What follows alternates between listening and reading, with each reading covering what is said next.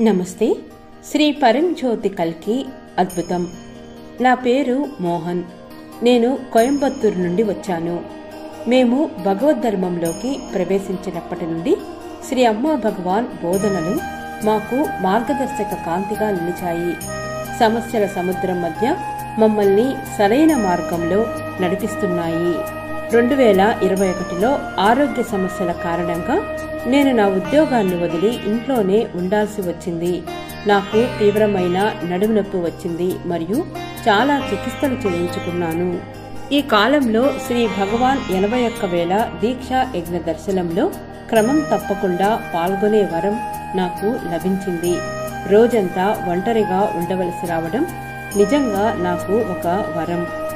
నేను శ్రీ భగవాన్ బోధనల గురించి ఆలోచించగలిగాను మరియు నా వైపు నుండి ఎటువంటి ప్రయత్నం లేకుండా స్వయంచాలకంగా జరుగుతున్న అంతర్గత మార్పును గమనించగలిగాను. ఇప్పుడు నేను ఆలోచన ప్రవాహాన్ని గమనించగలుగుతున్నాను మరియు నేను దానిని చూస్తున్నానని గ్రహించగలుగుతున్నాను. నేను గతంలో లాగా ఆలోచనలతో ప్రయాణించను. నేను ఆలోచిస్తున్నాను, చేస్తున్నాను అనే భావన పోయింది. నేను ప్రాథమికంగా వర్తమానంలో జీవిస్తున్నాను.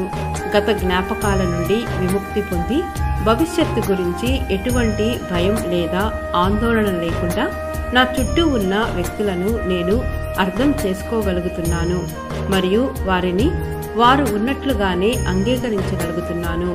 నేను వారిని తీర్పు తీర్చను లేదా వారిని ఇకపై నిందించబడడం లేదు. నేను కూడా నన్ను నేను తీర్పు తీర్చుకోవడం మరియు నిందించడం మానేశాను. నేను మొదట అనారోగ్యానికి గురైనప్పుడు ప్రతి ఒక్కరిని మరియు ప్రతిదానిని ఆ ప్రమాదానికి నిందించుకునేవాడిని.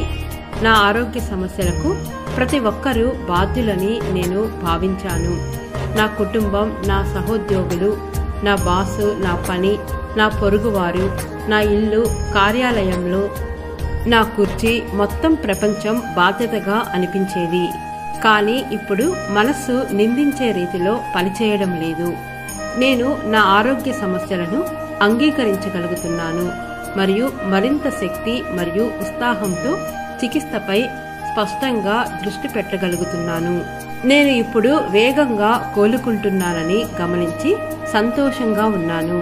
గతంలో జరిగిన సంఘటనలపై ఎటువంటి ఆరోపణలు లేదా బాధలు లేవు.